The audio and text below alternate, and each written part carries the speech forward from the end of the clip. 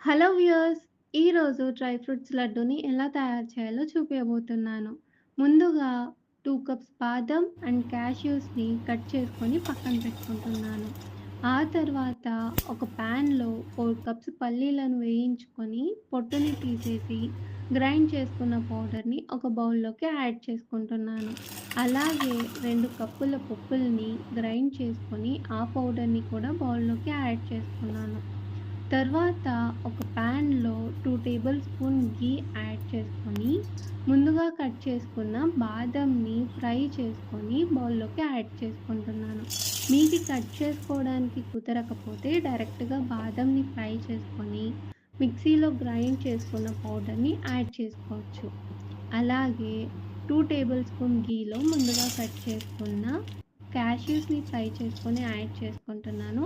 మీరు డైరెక్ట్‌గా క్యాష్యూస్‌ని ఫ్రై చేసుకొని, మిక్సీలో గ్రైండ్ చేసుకున్న పౌడర్‌ని యాడ్ చేసుకోండి. ఆ తర్వాత 2 టేబుల్ స్పూన్ ఘీలో 2 కప్స్ పంప్కిన్ సీడ్స్‌ని ఫ్రై చేసుకొని, గ్రైండ్ చేసుకున్న పౌడర్‌ని యాడ్ చేసుకుంటున్నాను. అలాగే 2 టేబుల్ స్పూన్ ఘీలో 2 cups sunflower seeds and watermelon సీడ్స్‌ని ఫ్రై చేసుకొని, గ్రైండ్ చేసుకున్న పౌడర్‌ని బౌల్‌లోకి యాడ్ చేసుకుంటున్నాను.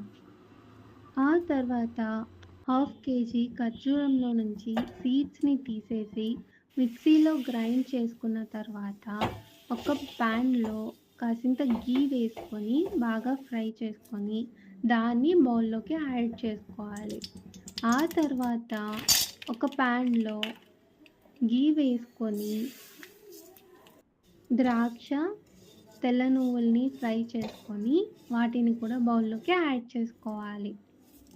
ఇదంతా బాగా కలిసే విధంగా చేత్తో కలుపుకొని, అన్నిటిని బాగా కలుపుకొని, తర్వాత పాకం పట్టుకోవాలి. పాకం కోసం ఒక కేజీ బెల్లం తీసుకొని, ఒక ప్యాన్‌లో బెల్లం వేసుకొని, ఒక కప్పు వాటర్‌ని వేసుకొని బాయిల్ చేసుకోవాలి. ఇదంతా బాగా మరిగిన తర్వాత ఇలా పాకం పట్టినప్పుడు దించుకొని పొడిలోకి యాడ్ చేసుకోవాలి. పాకం వేడిగా ఉన్నప్పుడే పొడిలో మొత్తం బాగా కలిసే విధంగా కలుపుకోవాలి. ఇలా వేడిగా ఉన్నప్పుడే లడ్డూలని తయారు చేసుకోవడం స్టార్ట్ చేస్తే లడ్డూలు బాగా రౌండ్‌గా వస్తాయి. ఇలా కొంచెం కొంచెం తీసుకొని లడ్డూలా తయారు చేసుకుంటే మీ డ్రై ఫ్రూట్స్ లడ్డూస్ రెడీ.